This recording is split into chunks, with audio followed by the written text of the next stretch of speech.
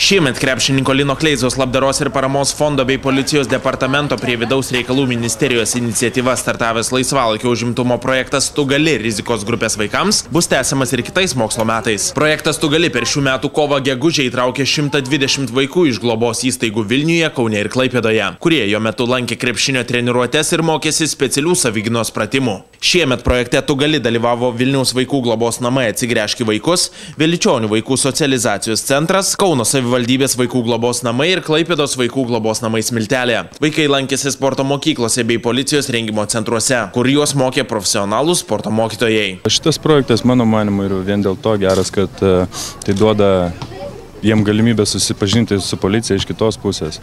Ne po fakto, o prieš faktą ir pamatyti, kad policija nėra vien nubausti, o yra padėti ir taip, jie gal patys norės būti policininkais po to. Tai va čia tas yra didžiausias pliusas ir užsiėmimas po pamokų ir, sakoma, duoti vaikams to papildomo paskato ir kas pradėtų bendrauti su policija iš kitos pusės, o ne vien, nes aišku, jie prisibijo, buvo daug, kai pradėjom daryti šitą projektą, kad nenori su policija bendrauti vaikai, nes jau yra susikirtę, bet susikirtę visai kitų kelių, o čia duoda visai kitą galimybę pažinti policiją iš gerosios pusės.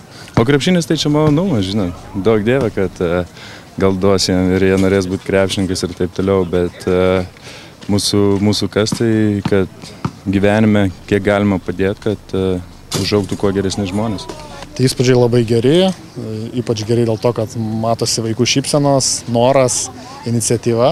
Tai ir buvo tikriausiai pagrindinis projekto tikslas, kad vaikai nesišlaistytų kažkur gatvėse, nedarytų kažkokių nusikaltimų ar teisės pažeidimų, žaistų krepšinį arba užsiimtų kitokią veiklą.